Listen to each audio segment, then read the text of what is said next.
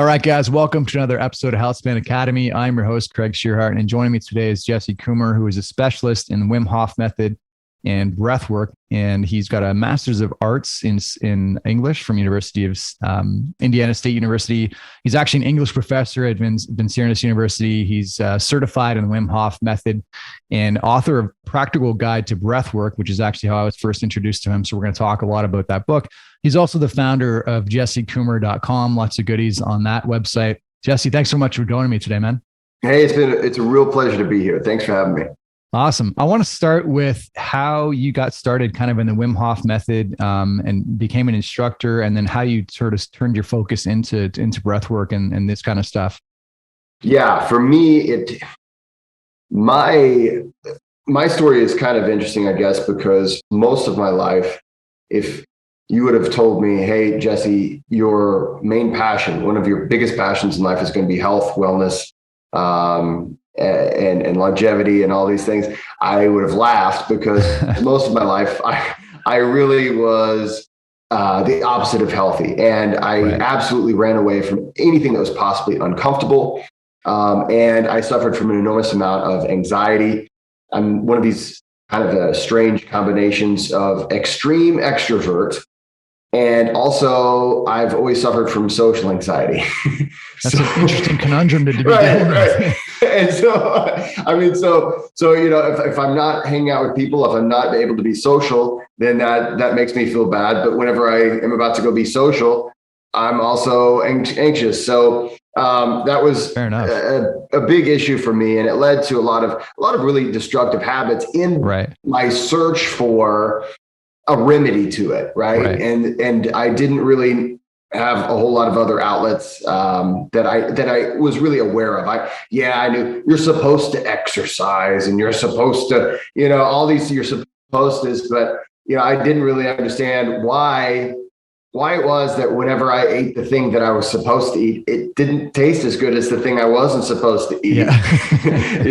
And whenever I did exercise, man, it didn't feel quite as good as the couch. And it was just this disconnection that I had between why these things felt the way they felt and what they were ultimately doing to me. So so eventually I had kind of a time in my life where I was like, okay, I've got to get this under control. I've got to make some kind of change. And so I got into exercise and into, just trying to look into it from a fresh way of looking at it. And that was about when I was around 29, 30 years old. So, I mean, the vast majority of my youth was the opposite of healthy. But and I noticed, hey, whenever I'm exercising, there's absolutely amazing benefits to that, and I'm feeling better and great. But I still had an enormous amount of anxiety, and so much so that I didn't even realize how much I actually had at the time. But I just knew it's one of those things that sneaks up on you, right? You don't feel it till it's almost too late. Yes, and you can't outrun it, right? Yeah. And it's not tangible. You can't show it to people. It's just right. Try to measure that, right? Yeah. You could say, I am this tall, right? I weigh this much. My foot is this big, but how much anxiety am I carrying? It's really and this is what really excites me in this world, in this space, is that we're dealing with something that is, we know it's there. But actually, the guy who was the forefather of what we know now as stress, Hans Sully. He has a quote. Of course, he dedicated his whole life to really focusing on studying what stress is and how it affects our bodies. And he says, we all know what stress is, but we don't really know what stress is, right? Yeah. and it's just it's this amorphous thing that we all know is there and we all experience. It's part of the human condition, but it's something that it's sort of difficult to really pinpoint. And I think all of us have to struggle through that to really say, oh, that's what I'm feeling. I knew something wasn't right, but I didn't know why. It's so true. It just sneaks up on you. It's just weird paradox. Yeah, it's crazy. And so what I eventually did is I met a friend who taught me how to meditate. And found out that I was very bad at meditation. It was, you know, I don't think I've ever talked to anybody that's like amazing at meditating that first time. I was just a natural. Yeah. I just sat down there, didn't think a thought for an hour. It was just so easy. Yeah. I struggled with it. I've always been very, somewhat neurotic. I've always been a person who has a lot of inner thoughts and a lot of chatter. And so it was something I really struggled with. So I started to look for ways to improve my meditation life because I knew there was something there. Yeah. It's just that I was like, man, there's got to be some kind of a technique, something out there. And that's whenever I stumbled on pranayama and I started getting into yoga. Now I don't do yoga anymore, but it was a great entryway into this world. Yeah. And I noticed, okay, I started studying some pranayama and started a lot of different yogic practices. And that was kind of cool. And one day I was scrolling on the internet as we all do. And I found an article and it said, learn to influence your immune system consciously. That's wild. Yeah, exactly. That's it. Well, and my thought was, wow, look at this stupid garbage that I found on the internet, right? Or, what moron would click on this, right? Yeah. So I clicked on it. Obviously. Yeah. And there was an article there about this guy named Wim Hof. And this was back in 2013, 2014. Cool. When like the image of Wim Hof has kind of changed in the past years. He was just really struggling to prove that he wasn't a crazy person. Now he has a lot of fun with being, fun, crazy Wim. But at the time he's like, no, I'm not crazy. Yeah. And it's half his job, just convincing people that he's not a crazy person. Right. And the nice thing is all this research, the kind of the foundations of the Wim Hof Method, like what really put it on the map, specifically the endotoxin study. It was just coming out and all this information was really starting to make sense. And I looked at it and I said, wow, this isn't crazy. There's this person doing these things that I would consider crazy, but there's science behind it. And there's kind of a method to the madness, if you will. Right. And so I started practicing it and I did a terrible job practicing. I tried to put it together with like what I could find on the web and then, but I started to feel something. I could actually feel something as inefficient and, bad form and all these things as I was doing it. I was like, okay, there's really something here.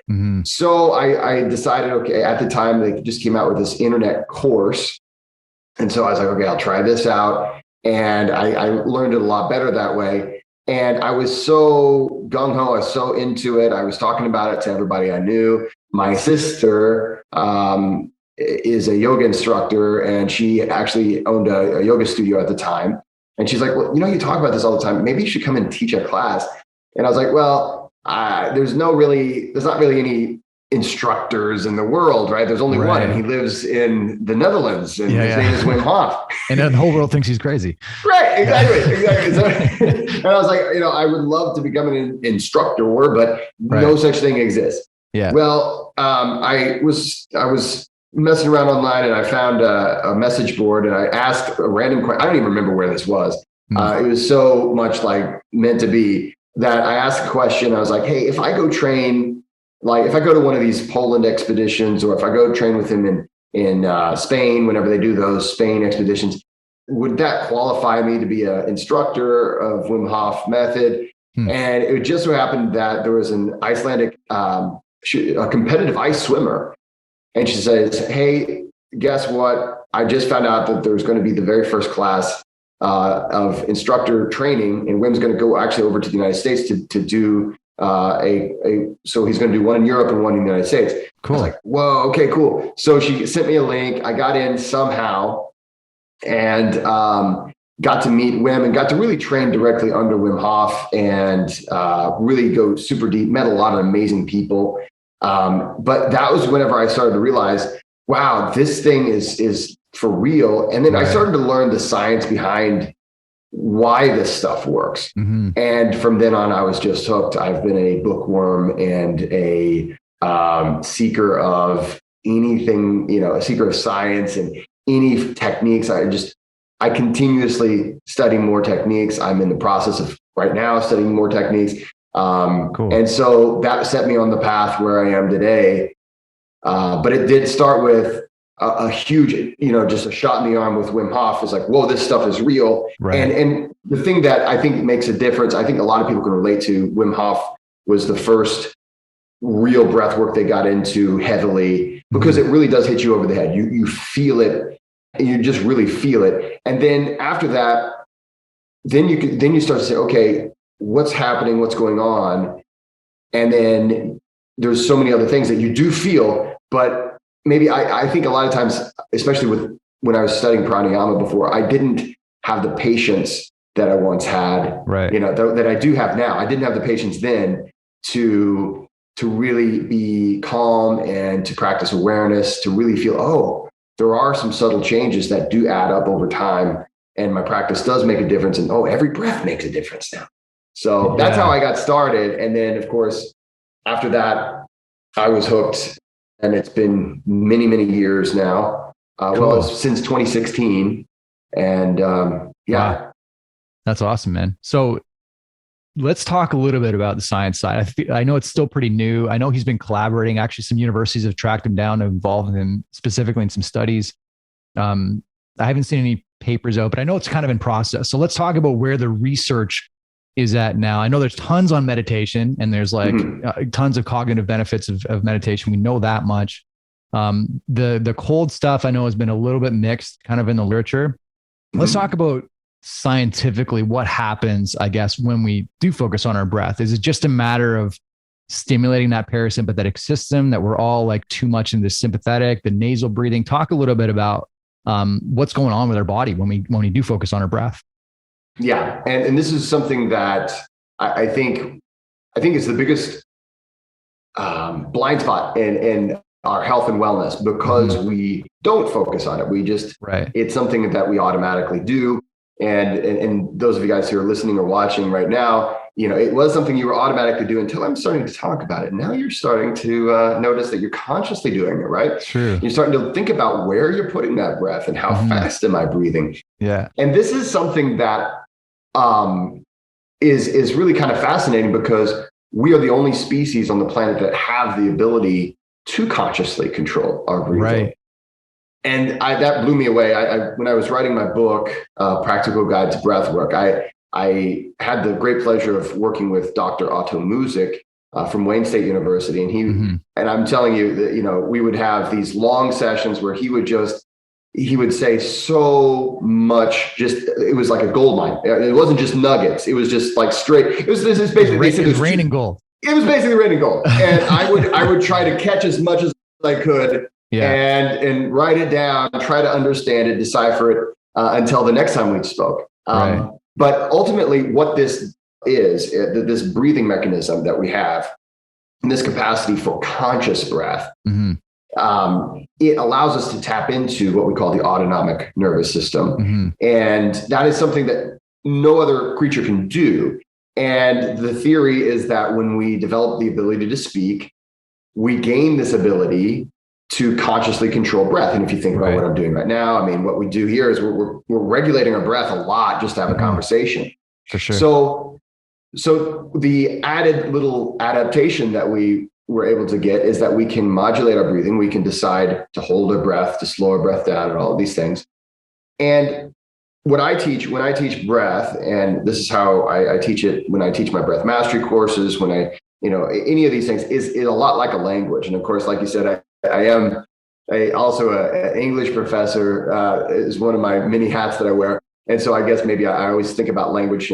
But we oftentimes we talk about, I'm just going to send a signal. I'm going to control some aspect of my physiology. Right. And really what we're doing is we're having a conversation with all of these things that are within us. And it can sound really far out there, and it can sound kind of woo-woo, but ultimately, if you think about it, your autonomic nervous system is this ancient part of our physiology or psychology. We share it with all the animals, and it's what regulates all of our automatic functions, our digestion, our heart rate, and all these things. So we know that when the autonomic nervous system decides to become fight or flight, there are certain things that will happen. Our heart rate goes up, blood sugar goes up, stress hormones, and our breathing speeds up. And that is the autonomic nervous system. That's what we call, we're receiving bottom-up signals. It reacts, boom, we get that. Now, this is how I explain it in my book, is essentially one of the problems we have now, and I call it the modern human condition. You know, the human condition being the things that we share, our passions, desires, and fears with all of humanity. But the modern human condition is that we are now in a part of human history that is unlike the vast majority of it, in that our environment is now not conducive to the autonomic nervous system and its natural functions. Yeah, we're just outdated, overstimulated, and we're spending most of our time just jittery without realizing it, and it just starts to feel we don't normal. know why. Yeah. So to come back to your question, I guess I'm taking a long time to get around to answering it, but to answer your question, we often see that a person will be in a state of fight or flight and they don't even realize it. Yeah. Now, this can be because of external stimuli, and most of the time it is. For instance, there is no time in human history other than the last 100 years, even less than, less than the last 100 years, where a human being could travel faster than a horse, right? A human, think about how that is true. Our autonomic nervous system is like, what is happening here? This is not what it's not normal. Yeah. And then the body is just sitting there. Right? There's this crazy disconnection. I'm not running. I'm sitting here. What's happening? This must be kind of dangerous. And we get these things called lunch breaks, right? Right. The average human gets these things called, they get in this 2-ton thing of steel and they fly down the highway at 70 miles an hour, and they're trying to get to maybe like this drive-through or whatever, or who knows, you've got a half hour to an hour to eat. You cram it into your mouth. Nothing in it is probably nutritionally valuable anyway. But the problem is you've had such a traumatic experience, even though we're used to it. We've really kind of normalized it, right? So we don't even think about it. But by the time we got there, we're freaking out. We're like, am I going to be late? Is my boss going to be mad at me? Or whatever I have to do after lunch, I need to make sure to be right back into it. I can't even take a minute to digest, because as soon as it's in my stomach, I need to get back to work. We're going to have a work lunch, right? Yeah. All these things. So we have this disconnection. And so by the time you get your autonomic nervous system is in charge of your digestion. You need it to say, okay, we need to become parasympathetic, or rest and digest is often how we call that. You can't fight a tiger and digest a cake at the same time. Exactly. And it's this thing that we just assume that because we can put these things in our mouth and chew them, but that the body is just going to say, okay, I guess I'll turn on the digestion now. But you're not only is the food probably not, the greatest, but you're in no position to digest anything at that point, because your body thinks, like you said, your autonomic nervous system is prepared to run from the tiger. Right. And the way that our primal programming works, just to give everybody an idea of why that's a conflict. Mm-hmm.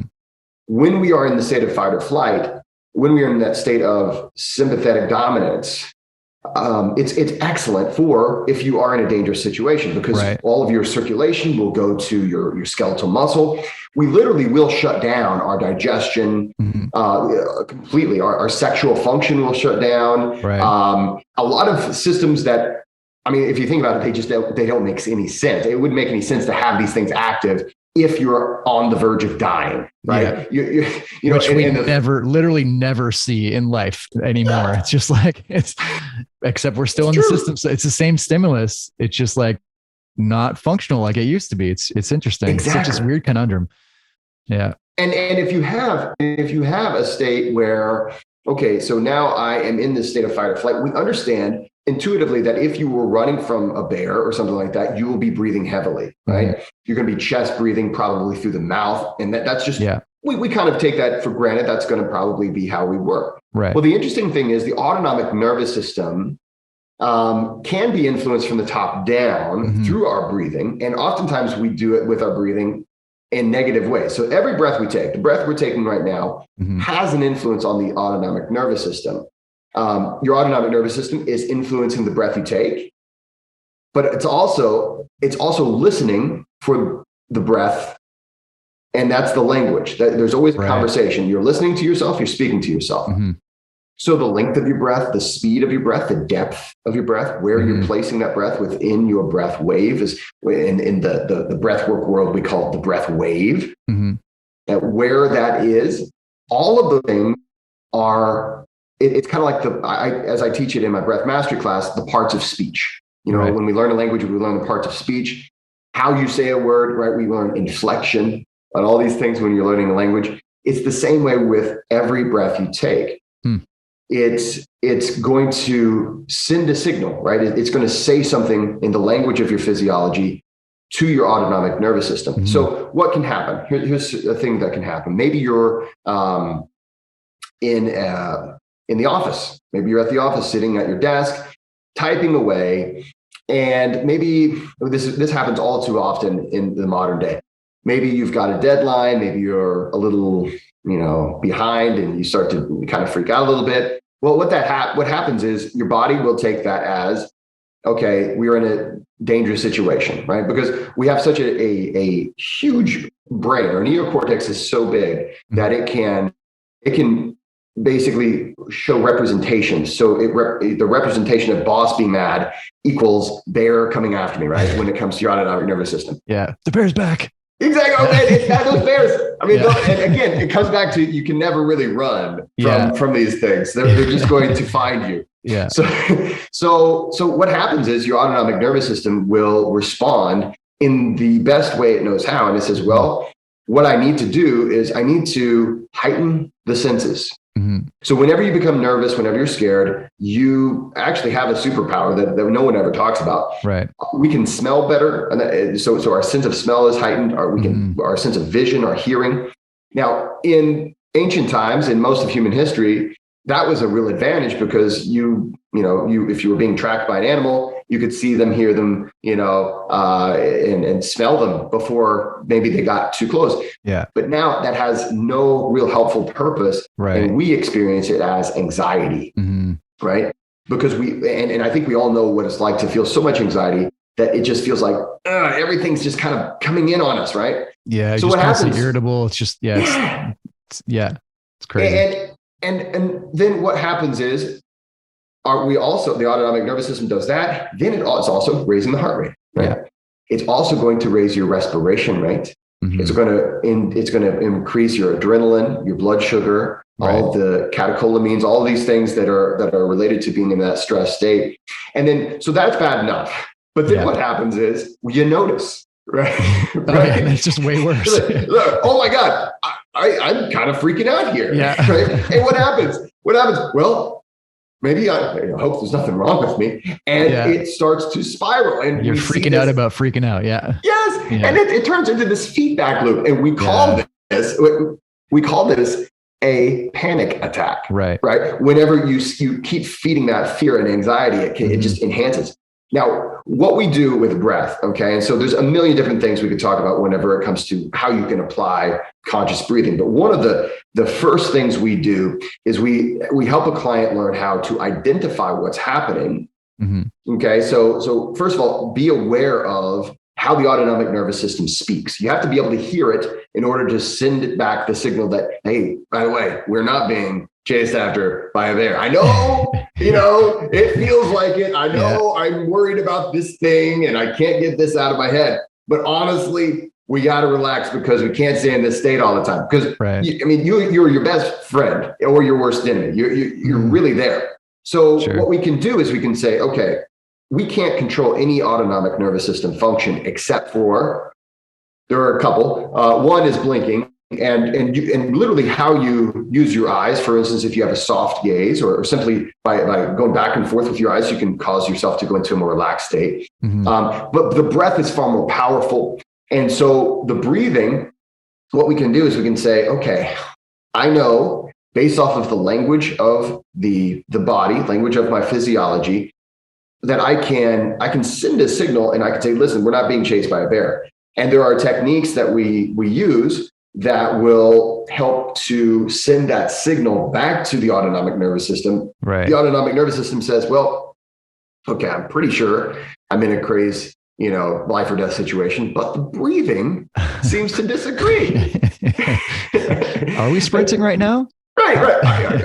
It starts to pay attention, and it can take a few minutes. And there are some techniques that we can use that are a little faster or that downregulate a little bit more. For instance, when I train the military, I will train them in techniques that, listen, it's going to be very high level, right? You literally are life or death. But you still need to be able to think clearly. Right. You still need to be able to make good decisions. The same thing when I train police force and first responders.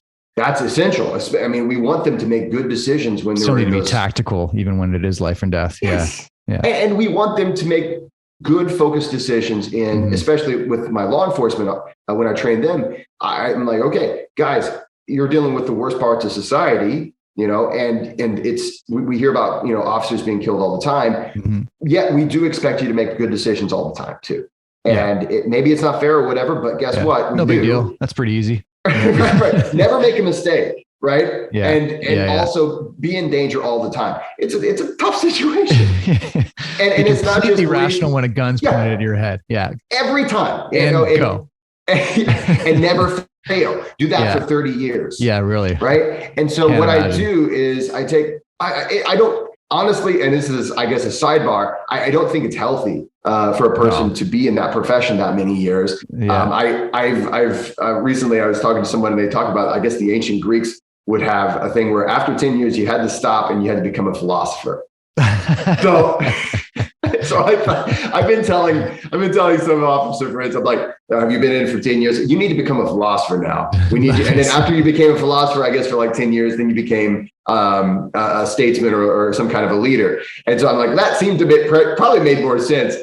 But ultimately, and I'll train, first responders and everything, but they have to have laser focus. They need to be compassionate, empathetic, yet they need to be able to be in charge of a situation that could go wrong at any moment. Right. And this is not just those people, right? But in a microscopic way, all of us have this happen, right? We need to maintain focus under stress. And so when we remember, I have this language and I never forgot it at home, right? You'll never forget your breathing at home. It's always there. And you don't need to buy, a new pack of it or, reorder from whatever.com. You always have it. It's just a matter of educating yourself how to use it and then practice. Right. Fair enough. That's awesome.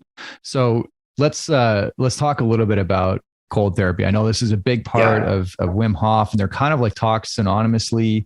So breath is a great way to control your physiology. What role does the cold play when we talk about that breath cold synergy?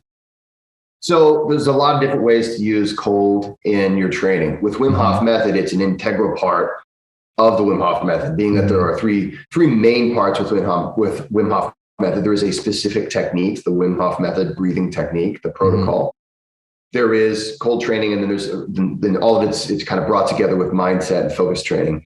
And ultimately, when you train one, you train all. Now, that is with Wim Hof Method, that is a specific method that, I've been practicing for years and years, and I highly recommend it. However, there's a lot of people who say, maybe the Wim Hof Method isn't for me, but I still want to experiment with this cryo thing. Or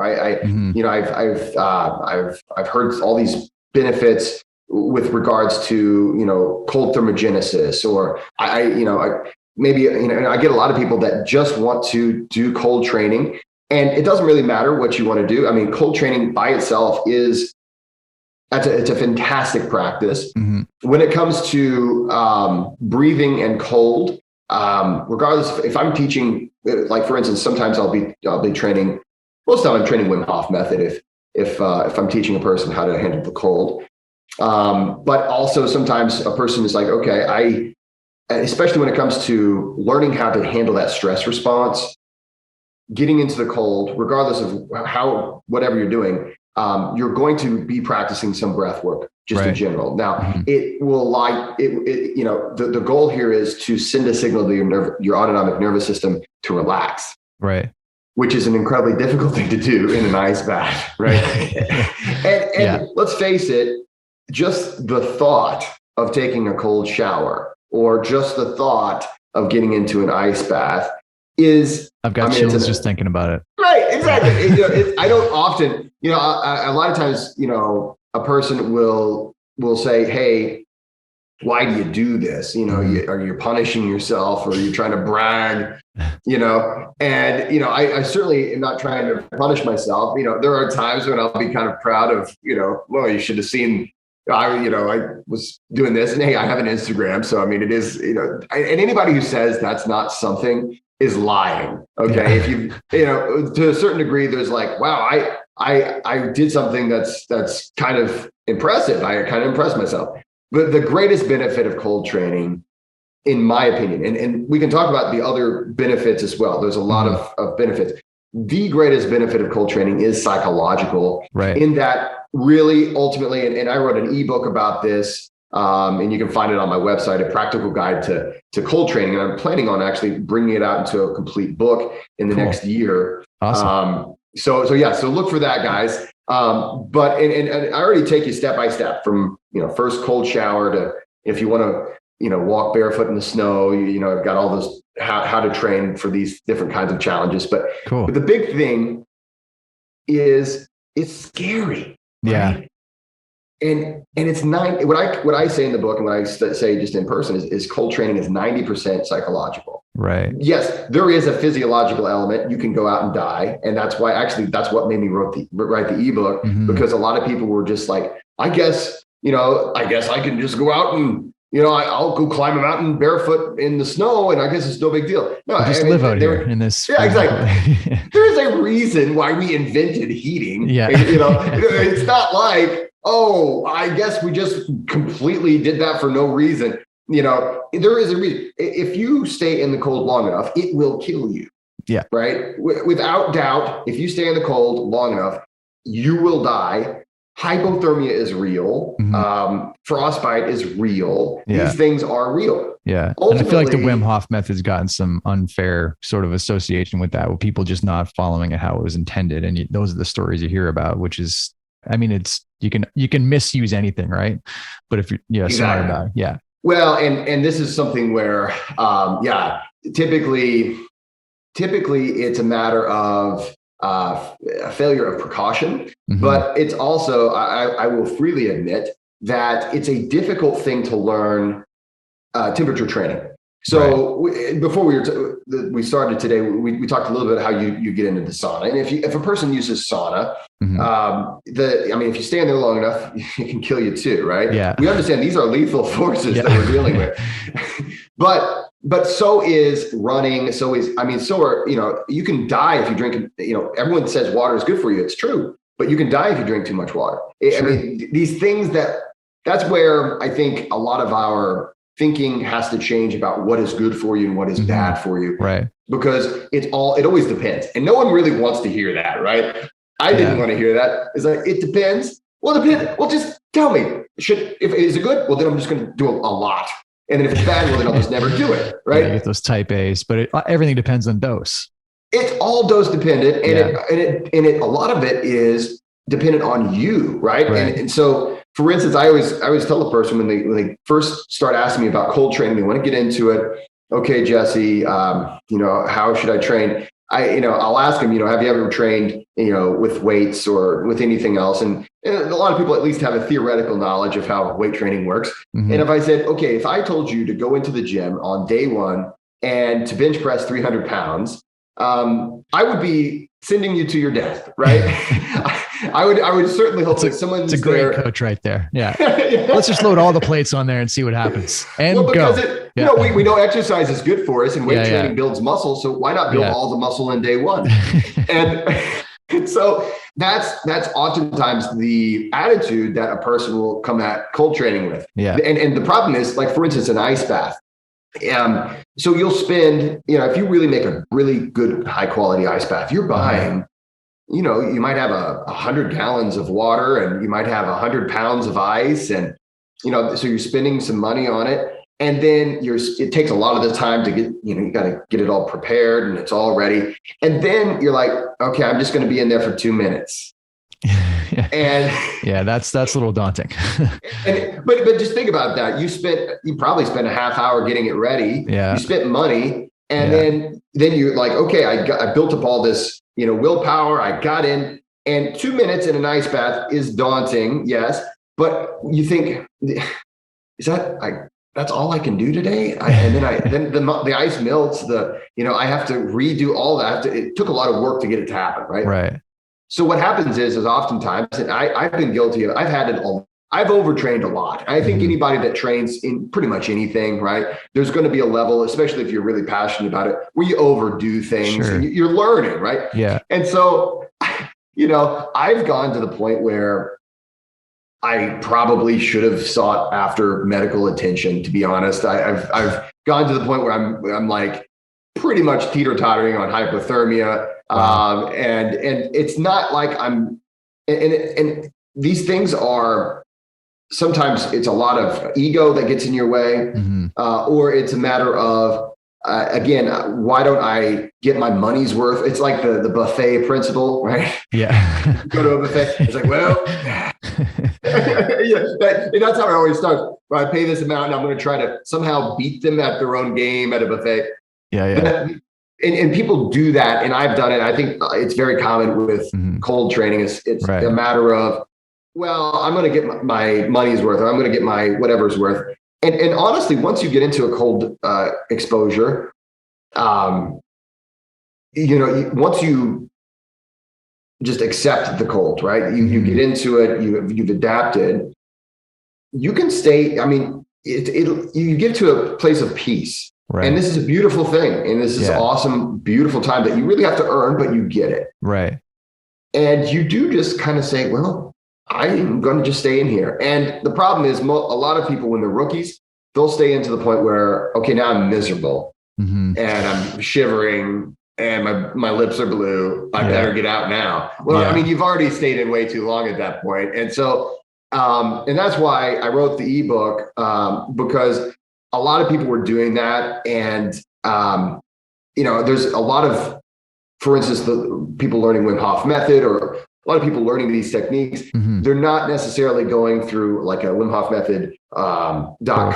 Right. They're not going to the website and doing the online course. They're not going to a workshop. They're just trying to do what I did at first, which again, I didn't, and even back then, it was hard to put it together. Now there's a lot of misinformation. There wasn't much information back in whenever I started, but now there's a lot of people that are, I think, very well-meaning. Right. They've had an amazing experience. They want to share it with the world, but the information is just not good. Yeah. And so they'll be like, yes, go in there. And when you're starting to feel, miserable, just stick with it. And you're going to feel warm soon. And the reality is you will feel warm. And that's called hypothermia. Whenever you're feeling warm in an ice bath, you've stayed in way too long. You just call 911 as you're in the ice bath. If I'm about to die. But just when you're feeling comfortable. Yeah, exactly. Yeah. And the funny thing is, very seasoned cold trainers, whenever we're having, really honest conversations, we'll talk to each other about, I really didn't think that I was pushing myself too hard at this day or whatever, but I was focusing too much on the clock, and not enough about, focusing on internal awareness. Right. And I stayed in way too long. And there's been, I had to get rushed to the hospital or things. Fortunately, I've never had to go to the hospital. There've been a few close calls. Yeah. And there's been some times when I'm just miserable for hours because I stayed in way too long. But the vast majority of time, if you go in there and your goal is to just conquer that mental block, 2 minutes in the cold really is you're going to get primarily all the benefits of cold training in just about 2 minutes. Right. And then after that, you still can get some benefits, but after that, it's not quite as pronounced. But there's a lot of benefits just to cold training. Whether you're doing it with Wim Hof Method, which I highly recommend, and I teach workshops around the country, or you're just doing it for other purposes, just to do cold training. Right. Either way, it's worth doing it. And once you get into it, it's not so bad. It will never not be cold. Yeah. Fair. Everyone asks, when is it that I will not feel cold in an ice bath? Yeah. And that's when you don't feel tired after exercising. Yeah. I'm still waiting. Exactly. When will I not feel tired after? Yeah, exactly. After exercise, or when will I not feel hot in a sauna, or when will I not feel hunger? I've been eating this whole time. I still get hungry. Yeah, okay. Yeah. It's just a matter of it's just part of the experience. For sure. It's just rather than the challenge going away, you become stronger. Yeah, cool.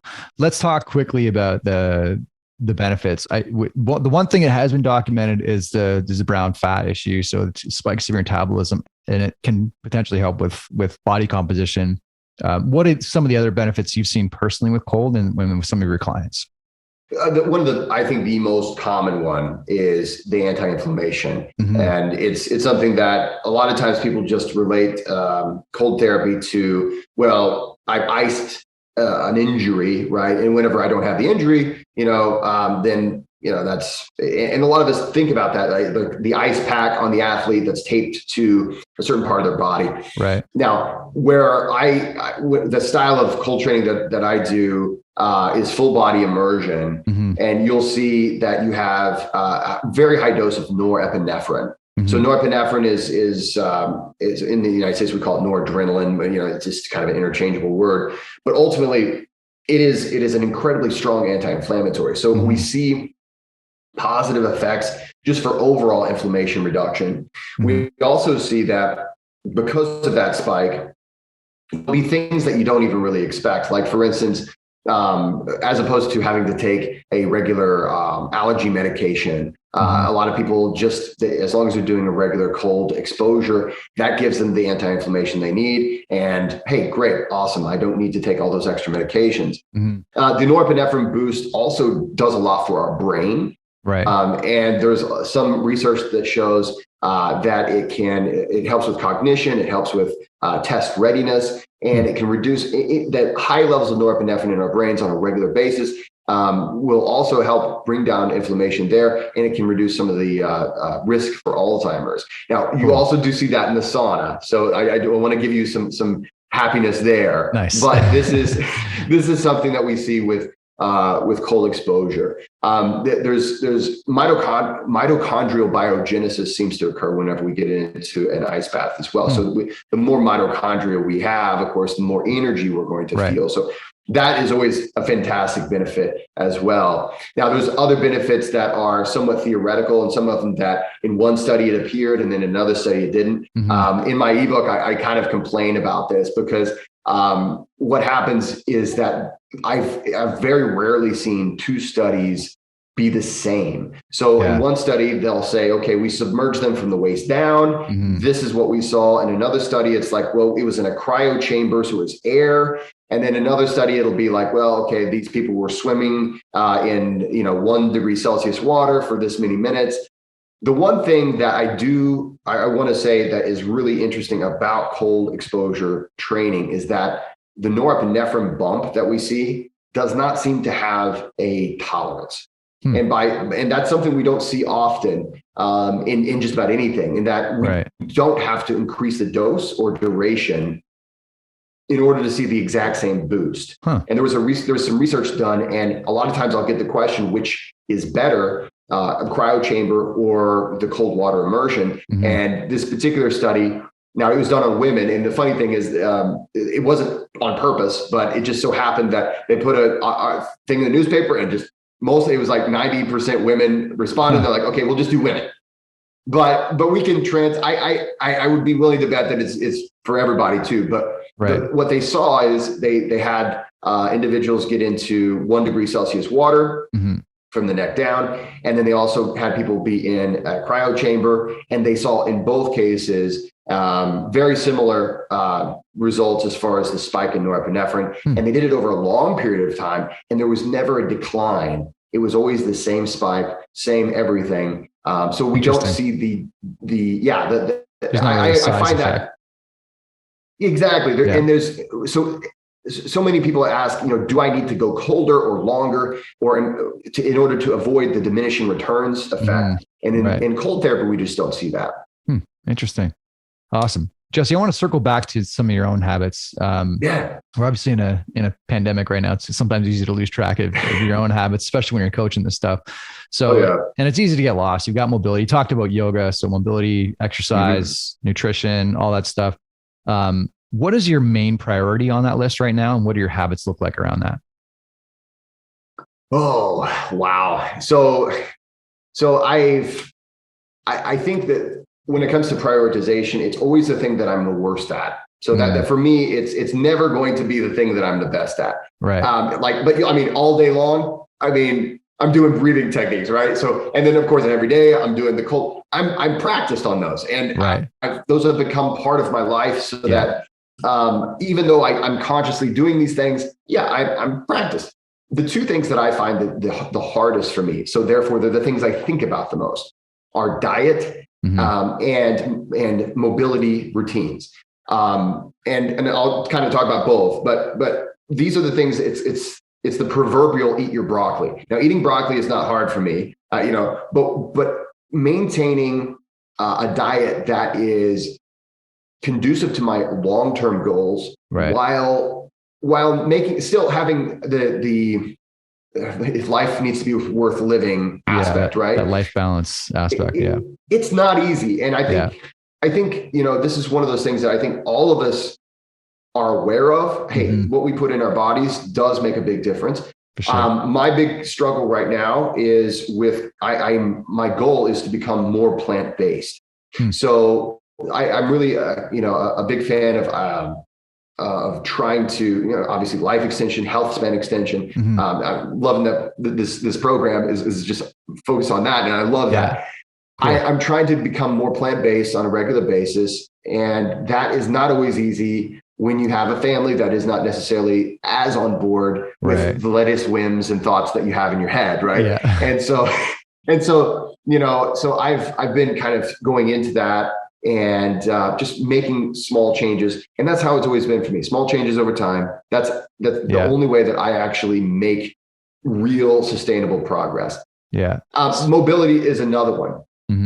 I love going into the gym. I'm a big advocate of weight training, a very big advocate. I love HIIT and, specifically, I'm into row machine. I really just enjoy rowing. Cool. I listen to my Viking music and I'm like, yes, I'm a Viking rowing down. I'm really kind I'm a small child really on the inside. Yeah. But the thing is, mobility is so foundational. Yeah. And it's the thing that we were like, okay, I'll just do a little bit of a little this, a little this. And it gets pathetic after a while. So I've been working with I met this physical therapist. Okay. And her name is Dr. Nicole Woodard. And I met her actually as I've got two torn meniscuses. Oh, yikes. And so I've had these though since like 2015. Right. And so my mobility is fantastic because I've worked with the best people, and that's really important. Yeah. Best people I can find. And so she and I actually have been working on a routine where we can combine breath work and mobility, and just kind of not to just shamelessly promote, but to shamelessly promote. It's going to be called, it's breath applied mobility. It'll be out, in the near future. Cool. But what I'm trying to do is make the time. Yeah. Right. Yeah. Fair enough. And what I find is as long as I don't try to, again, get all my gains in one day, because I think that's the problem. A lot of times people will be like, I'm going to do mobility today. And yes, it'll be amazing. Wow, all this mobility they do. And then next day it's like, okay, I guess I'll do something else. I'm really trying to incorporate it as a part of I bookmark my day. So I try to make it in the morning and make it in the evening. I struggle. I do struggle on both of those things, diet and mobility. Fair enough. Awesome. Cool. Well, Jesse, this has been a fantastic talk. We're going to put a link to your website and I guess how to pick up your book for the listeners. And hopefully we can do this again sometime. Appreciate you. Yeah, I've had a great time. Awesome. Cool. Well, thanks for tuning in today, guys. And we'll see you next time on Healthspan Academy.